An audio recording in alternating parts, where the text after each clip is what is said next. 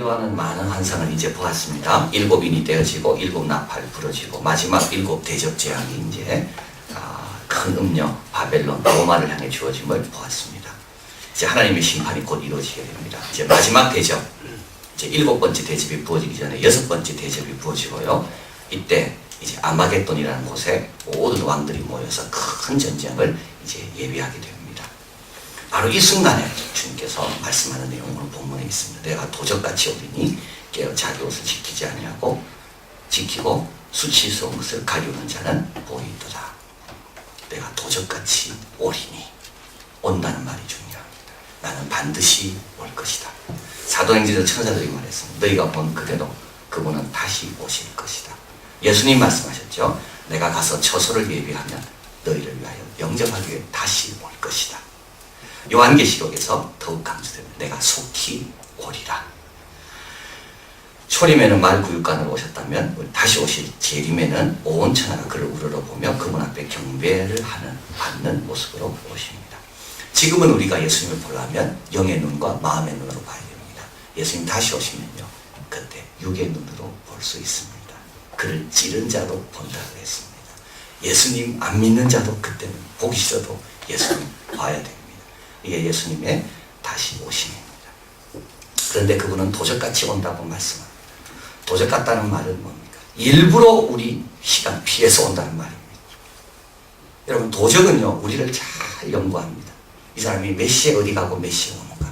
그래서 어떻게 됩니까? 이 사람이 모르는 시간에, 이 사람이 바쁜 시간에 일부러 오는 것이 도적입니다. 여러분, 옛날에 도적 많이 맞았잖아요. 요즘은 도적 그렇게 많이 없는 것 같습니다. 저도 참 어린 나이부터 도적을 많이 경험했어요.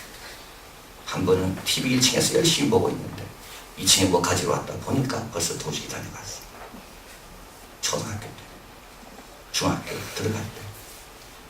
아침에 일찍 일어나서 그때도 달랐는 거. 운동을 하고 들어왔는데 이상해요, 집이. 벌써 도적이 다녀가신 거예요. 제가 신대원 다닐 때도 수련회 갔다 왔는데, 신학교 다닐 때요, 제가 지하에 방을 얻어서 생활했는데 보니까 그 참 가난한 신학생의 물건 뭐 가져갈 게 있다고 도적이 들어가서 조그만 TV 뭐 이런 걸 다 가져가. 이 도적은 딱 압니다. 내가 언제 갔다 언제 들어오는지, 내가 언제 TV 보고 있고 언제 잠이 깊게 들어가 있고. 도적같이 온다는 말은요, 바로 이렇게 오시는 걸 말합니다. 그러니까 예상하면 안 됩니다. 예측하면 안 됩니다. 항상 깨어 있을 수밖에 없는 겁니다. 한 교회 목사님이 설교를 이제 하시게 됐는데, 저녁 예배, 그래서 주일 낮에 이렇게 광고했답니다. 예수님이 오늘 오십니다. 그래서 이제 설교 제목이 예수님이 오신다 했습니다. 그래서 교인들에게 좀 주일에 많이 오도록 저녁에 하기 위해서, 강조하기 위해서 예수님은 오십니다. 아무도 안 믿더래요. 여러분, 오늘 오신다 믿습니까? 안 믿을 거예요, 아무도. 오늘 저녁에 다 약속 잡고 다 그대로 하지, 오늘 내가 예수님이 오십니다 이 말 한다고 여러분 믿을 사람 아무도 없습니다. 그만큼 예수님의 오심에 대해서 우리는 잘 믿지 않고 있고, 이때 예수님 오신다는 겁니다. 그래서 노아의 홍수와 같다라고 주님 말씀하십니다. 장가가고 시집갑니다. 다 사람들이 너무 평범한 날입니다. 너무 보통 날 똑같습니다. 그래서 장가도 가고 시집도 가고. 그런데요, 그날 바로 홍수가 임하고. 자, 그래서 우리는 깨어 있어야 된다. 주님 말씀을 합니다. 오늘 본문에 보면 깨어 있어. 누구든지 깨어 자기의 옷을 지켜 벌거벗고 다니지 아니하며. 여기서 주님 오실 길을 준비하라 하는 말인데요. 근데 예수님께서 다시 오심을 강조하면서 잘 준비해라 라는 말씀을 비유를 통해 하셨는데, 여기서 우리의 역할이 뭔가를 주님은 알게 하십니다. 왜 우리를 예수 일찍 믿게 하셨는가? 주님의 오실 길을 준비하는 역할을 맡기려고 그러셨다는 겁니다. 그러니까 단지 깨어있는 거가 그냥 깨어있는 게 아니라, 내가 주님을 맞이하기 위해 깨어있는 게 아니라 다른 사람에게 주님의 맞이할 것을 준비케 하기 위해서, 또 한 가지 우리 주님이 오셨을 때 기뻐하실 수 있도록 그 역할을 감당하는 것이 예수 믿는 자의 역할이라는 겁니다. 그래서 그 5 처녀 비유 나오잖아요. 지혜로운 5 처녀, 어리석은 5 처녀. 신랑이 오기 위해서 등불을 예비하고 있는 10 처녀의 비유. 이거는요, 신랑에게는 큰 영광을 주는 역할입니다. 신랑이 왔는데 그 마을에 왔습니다. 이때 모두가 다 잠자고 있다면 신랑이 얼마나 실망하겠습니까? 근데 신랑이 다 왔을 때 깨어 등불을 들고 와서 신랑을 맞이해 주면 그 신랑은 영광을 받는 겁니다. 그 역할을 누가 한다고요? 이미 예수 먼저 믿는 우리가 그 역할을 하라는 겁니다. 그러니까 이거는 우리에게 큰 사명이며 큰 영예입니다. 예수님이 다시 오시는데 그때 예수님이 오실 때 우리가 딱 준비하고 있다가 예수님 오시옵소서 맞이해 줄 때 우리 예수님이 얼마나 영광을 받으시겠는가. 근데 그걸 아무에게나 맡기지 않고 먼저 믿는 우리에게 맡기셨다는 겁니다. 달란트 비유도 마찬가지. 모든 이 나온 예수님의 재림에 대한 비유는요, 그건 보통 비유가 아니라 큰 역할을 맡은 청지기의 비유, 지혜로운 신랑을 맞이하기 위해서 역할을, 사명을 감당해야 될 그 처녀의 비유, 이런 비유입니다. 너무 소중한 일입니다. 주님의 오시기를 예비하는 자, 세례 요한처럼 늘 깨어서 주님이 이 길로 오시면 좋겠다. 주님이 오실 때 내가 닦아놓은 길을 보시며 얼마나 영광 받으시며 우리 주님이 기뻐하실까. 그게 깨어있는 이유입니다. 내가 그때 영광 받고 그게 아니라 내 사랑하시는 주님이 오시는데 이 주님이 오실 때 그래도 오셔서 내가 뿌린 씨앗의 열매가 여기 있구나. 영광 받을 수 있도록 내가 도적같이 오리니 계속 강조하는 겁니다. 그때 너희들이 자는 걸 보면 내가 얼마나 실망하겠는가. 너희들이 마음이 세상에 뺏겨가지고 세상에 분주하는 것만 내가 보고 있으면 내가 얼마나 실망하겠는가. 내가 도적같이 왔지만 깨어있는 것을 볼 때 그도 복되고 나도 복될 것이다. 저는 깨어있는 게 어떤 삶입니까? 주님 오실 때 기뻐하는 그 모습으로 살아가는 모습은 어떤 모습입니까? 자기 옷을 지켜 발가벗고 다니지 않냐며 부끄러움을 보이지 않는지. 이 무슨 뜻인가요? 옷은 뭡니까? 옷은 가려주는 게 옷입니다. 옷은 가려주는 거. 그래서 아담과 이브가 범죄하고 자기를 가리기 위해서 무화과 나무로 옷을 입었습니다. 근데 에덴 동산으로 밖으로 내보내실 때 우리 하나님께서는 가죽 옷을 지어 입히십니다.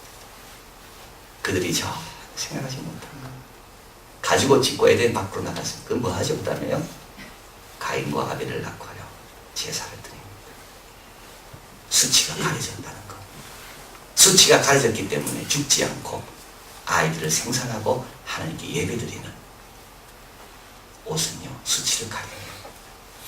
그 렘브란트 그림에 보면 돌아온 탕자가 나오죠. 그 탕자가 이제 아버지의 이제 품 안에 빡빡머리로, 이제 이 빡빡머리라는 것은 태어난 첫 모습을 가리킨다 그럽니다. 그래서 아버지에게 품에 무릎을 꿇고 이제 엎드려 있습니다. 신은 하나는 완전히 벗겨져 있고 발은 하나는 반쯤 벗겨져 있고 옷은 완전. 근데 그때 아버지가 처음으로 하는 말이 뭐죠? 제일 좋은 옷을 갖다 입히라. 그 다음에 잔치입니다. 옷을 입어야 잔치에 나오죠. 더러운 옷을 입고 어떻게 잔치에 나옵니까? 옷은요, 신분을 가리키는 겁니다. 옷은 부끄러움을 가려주는 겁니다. 자기 옷을 지킨다는 말은 뭐죠? 예수님이 주신 보혈의 옷, 예수님이 주신 하얀 세마포, 그것을 입고 사는 겁니다. 그걸 입고 사는 게 뭐죠? 그 입고 사는 것은 왕같은 제사장으로 사는 겁니다. 나는 자격 없어요. 나는 내 안에 부족한 거 너무 많이 있어요. 그러나 주님께서 어떻게 됩니까? 괜찮다고. 내가 너를 보니까 너무 초라해서 그 옷으로 살기에는 도저히 내 마음이 안 편해. 그래서 아버지가 제일 좋은 옷을 입혀주는 겁니다. 그 옷을 입고 아버지의 농장을 다닐 때마다 모든 종들은 우러러봅니다. 아버지의 옷을 입은 사람, 제일 좋은 옷을 입은 사람. 이게 왕같은 제사장인 겁니다. 엘리야가 승천합니다. 엘리사에게 겉옷을 남겨주시죠. 엘리사는 그 겉옷을 취합니다. 그리고 영감의 갑절이 되는 삶을 사는 겁니다. 옷을 지킨다는 말은 뭡니까? 주님이 주신 왕같은 제사장의 역할을 하라는 말입니다. 비록 부족한 건 많이 있어도 그 역할을 놓지 말라는 거예요. 천국의 열쇠를 우리에게 주셨는데 그 열쇠를 놓지 말라는 거예요. 부족한 거 많이 있습니다. 내 공로가 아니고 내 의도 아닙니다. 나는 돌아온 탕자처럼 내 옷은 그거밖에 안 됩니다. 그런 아버지가 제일 좋은 옷으로 덮어준 거예요. 이제 그 옷을 입고 당당하게 자녀의 권세를 누리며 살라는 겁니다. 월요일날 극동방송에서 들은 내용입니다. 존 크리스토스톰, 유명한 신학자. 어거스틴이 회심하는데 기열한 명설을. 근데 이제 핍박을 받게 됩니다. 그래서 들은 내용입니다. 황제가 그를 독방에 쳐넣으라고 말합니다. 그가 무도한 자, 독방에 쳐넣어 황제 숭배를 거역하고 내 말을 감히 거역해 독방에 쳐넣으라고 신하가 말합니다. 황제요. 그것은 그에게 전혀 고통이 되지 않습니다. 그는 독방에 가면 누군가 열심히 대화하며 즐거워합니다. 그건 그에게 벌이 아닙니다. 아 그래? 황제가 그러면 가장 악독한 범인이면 감방으로 쳐넣어라. 신하가 황제요. 그것도 그를 위한 겁니다. 그는 전도하는 걸 너무 좋아하기 때문에 거기 가면 아마 즐겁게 전도하고 그에게 벌이 되지 않을 겁니다. 황제가 말합니다. 그래 그러면 그를 사형에 처해라. 신하가 말합니다. 황제가 그가 제일 좋아하는 겁니다. 그는 순교를 최고의 영광으로 합니다. 그를 벌 주는 게 아닙니다. 그는 상 주는 거지.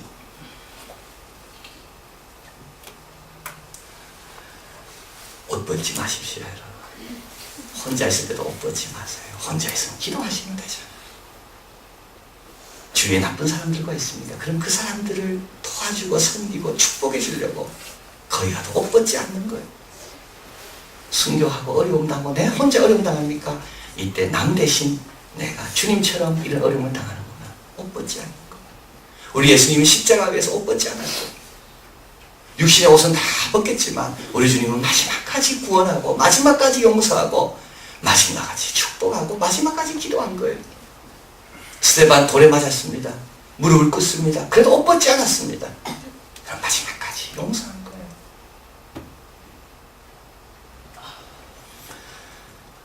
우리는 또 이 옷을 입고 일상적인 삶도 열심히 살아야 됩니다. 마태복음에서 내가 다시 오심을 강조하시면서 달란트 비유를 주십니다.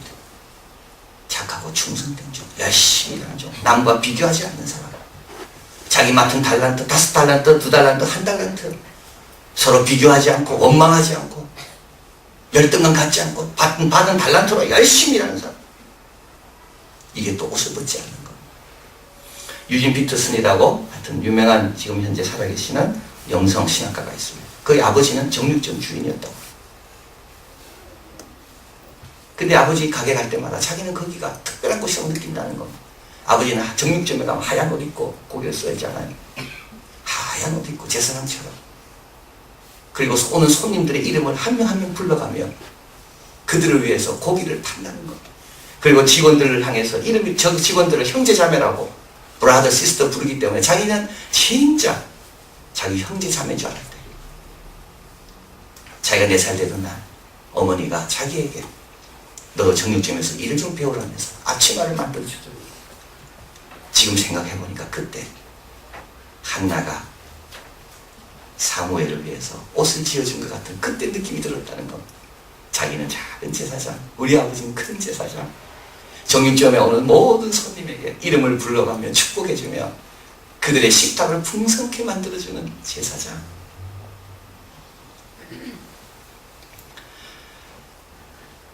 그게 바로 다윗 아닙니까? 다윗이 왜 수금을 잘 탔을까요? 왜 다윗은 노래를 잘했을까요? 다윗은 휘파람 불면서 일했기 때문에 그런 거. 휘파람 불면서 일했다는 거예요. 여러분 어떻게 일하십니까? 아까 왜 청소 잘하는 분들이 노래를 잘할까요? 이거는 찬양하면서 일했기 때문일 겁니다.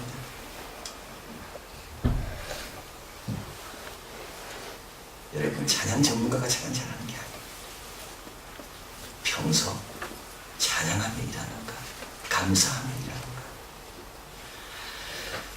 요셉도 마찬가지죠. 요셉에 대해서 우리가 배우지 않았습니까? 보디발이 요셉의 안에 하나님이 있는 줄을 보았다 그랬습니다. 사울은 다윗 안에 하나님이 계신 줄 보았다 그랬어요. 어디서 봤습니까? 일터에서 본 겁니다. 일터에서 본 겁니다. 노래 부르면서 휘파람 불면서 일하니까 천한 일도 감사함으로 일하니까 옷을 벗지 않을 거예요. 흑인의 시인이 지은 시가 있습니다. 왕의 시 어떤 대신 그가 장래에 오시니 그가 오실 때 목화 따는 나를 보시리라. 하늘의 천군들이 소리 높여 외치는 소리, 그가 오실 때 목화 따는 나를 보시리라. 성도들과 천사들이 멸관을 드릴 때 배척당하신 그를 향해 호산나를 외치니 그가 오실 때 나는 목화밭 가운데서 무릎을 꿇리라. 여러분, 어디서 주님 만날 기회가 많겠습니까? 일할 때일 겁니다. 목화밭일 겁니다. 그때 무릎을 꿇는 곳이 아마 목화밭일 거예요. 주님께서 밭을 떠나지 말고 열심히 그 밭을 지키라고. 그럼 거기에 보화를 발견한다. 그럴 때 사람들이 우리 안에 있는 하나님을 바라보고 주님 맞이할 준비를 하는 겁니다. 옷 벗지 마십시오. 힘들다고 벗지 말고, 내 혼자 왜 이런 일을 당하냐고 벗지 말고, 예수님을 기억하고 스테반을 기억하고, 그리고 일터에 가도 옷 벗지 마세요. 다른 옷으로 갈아입지 마세요. 옷을 지켜야지 왕같은 제사장으로 주님 앞에 나가는 겁니다. 여러분, 오늘 우리는 살면서 얼마나 자기의 부끄러움을 가리려고 합니까? 자기의 부끄러움을 뭐로 가리려고 합니까? 여러분, 물질로 가리려고 하나요? 내 어떤 직위로 가리려고 합니까? 가리지지 않습니다. 최고의 영광스러운 나의 모습은 아버지가 주신 옷을 붙들고 사는 것, 왕같은 제사장입니다. 주님 말씀합니다. 자기 옷을 지켜 부끄러움을 보이지 않는 그 자가 복이 있다. 내가 도적같이 임한다. 너희 생각과 다르게 임한다. 오늘 하루 지내실 동안 옷 벗지 마시고 왕같은 제사장으로 담대하게 천국의 열쇠를 가진 자답게 휘파람 불면서 열심히 일하시고 끝까지 기도하시는 우리 모두 되기를 바랍니다. 사랑하는 하나님 감사합니다.